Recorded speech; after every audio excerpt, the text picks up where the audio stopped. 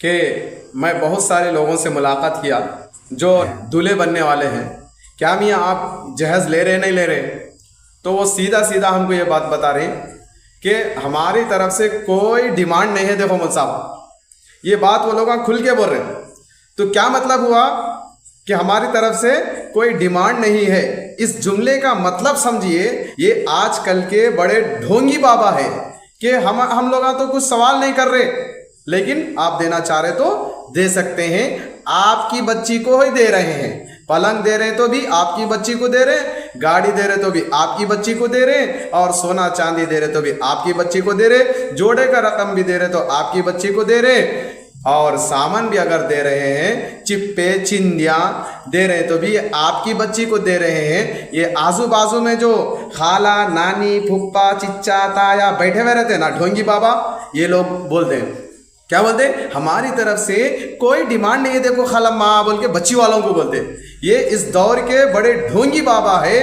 اگر یہ لوگ اپنی نیت میں سچے اور پکے ہوتے تو ہمارا کوئی ڈیمانڈ نہیں ہے، یہ بات ہرگز نہیں بولتے، بلکہ یہ بولتے ہیں کہ جہیز لینا اسلام میں اس کی اجازت نہیں ہے، منع ہے، بلکہ اگر کہا جائے تو یہ حرام کے درجے میں بھی ہو سکتا، اس لیے کہ اسلام اس کی اجازت نہیں دے رہا ہے، تو ہم اس کو کیسے لے سکتے ہیں؟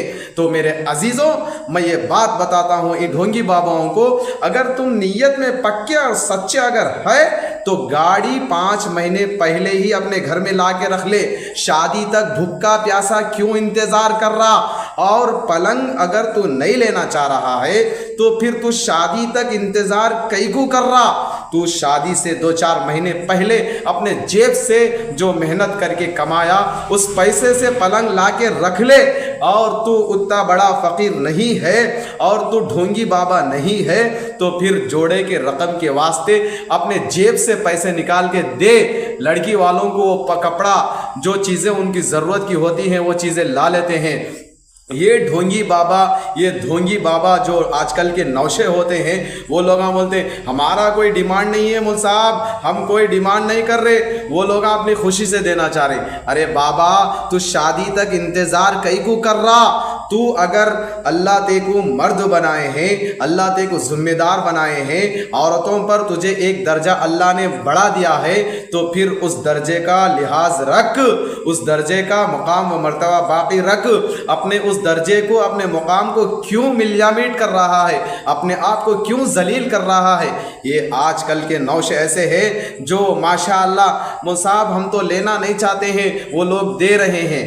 اگر یہ بات تمہارے دل سے پکی ہے تو میں یہ کہہ رہا ہوں کہ جو شادی میں 50، 100، 200، 400 لوگوں کو جو لے کر جا رہا ہے، وہ لوگ یہ جو لے کر جا رہا ہے، تو ان لوگوں کا کھانا کھلانا بھی اس کی اجازت نہیں ہے، جائز نہیں ہے۔ لڑکی والوں کا کھانا جو 400، 500، 200 لوگوں کو لے کر جا کے لڑکی والوں کا کھانا کھلا رہا ہے، اس کی اجازت نہیں ہے۔ تو کیسے کھلا سکتا ہے ان کا کھانا؟ اگر مجبور ہو رہا ہے اس مسئلے میں تو پھر تو 400 لوگ لے کر جا رہا ہے، 200 لوگوں کو لے کر جا رہا ہے، تو پھر یہ 200، 400 لوگوں کا کھانے کا خرچہ ان لڑکی والوں کو دینا تیرے لیے ضروری ہے۔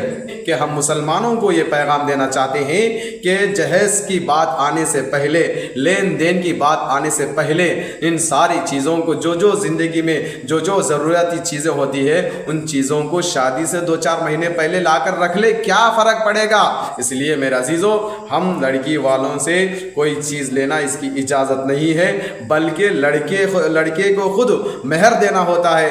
ماشاءاللہ مہر تو وہی فقیروں والا ہوتا ہے، 5051 روپے۔ پردادا کے زمانے میں جو مہر چلا تھا، پوترے کے دور میں بھی وہی 5051 روپے فخر سے دیتا ہے۔ لیرا تو بڑے فقیر والا عمل کر رہا ہے کہ ہمیں گھوڑا چاہیے، ہمیں گاڑی چاہیے، ہمیں چپے چاہیے، چندیاں چاہیے، ہمیں پلنگ چاہیے، ہمیں الماری چاہیے، جوڑے کا رقم چاہیے، 8-10 تولے سونا چاہیے۔ یہ بھیک مانگ رہا ہے۔ جب لڑکی کو مہر دینے کی بات آ رہی ہے تو وہی فقیروں والا عمل کر رہا ہے، 5051 روپے۔ اللہ اکبر، اللہ اکبر۔ یہ لینا بہت بڑا گناہ ہے۔ تو دے مہر، 1 لاکھ دیتا دے، 50,000 دیتا دے، فخر کی چیز ہے، یہ بہت اچھی چیز ہے، یہ تو اپنی آنے والی بیوی کو دے رہا ہے، بہت بڑی چیز ہے۔ تو اس لیے ہم کو مسنون طریقے سے نکاح کرنے کی ضرورت ہے۔ ہم مسلمانوں کو اس میں مسنون طریقہ کیا ہے کہ لڑکی والوں کی طرف سے ایک وکیل، 2 گواہ اور پھر حق مہر، دلہا دلہن کا راضی ہونا، یہ چیزیں ہیں۔ ان چیزوں سے نکاح ہو جائے گا ماشاءاللہ، اس سے اللہ اور رسول خوش ہوں گے۔ اللہ سے دعا ہے کہ اللہ پاک ہم سب کو اسلامی نہج، طور طریقے اور پیارے نبی حضرت محمد مصطفیٰ صلی اللہ علیہ وسلم کے طریقے کے مطابق نکاح کرنے کی توفیق عطا فرمائے، آمین۔ وآخر دعوانا الحمد للہ رب العالمین۔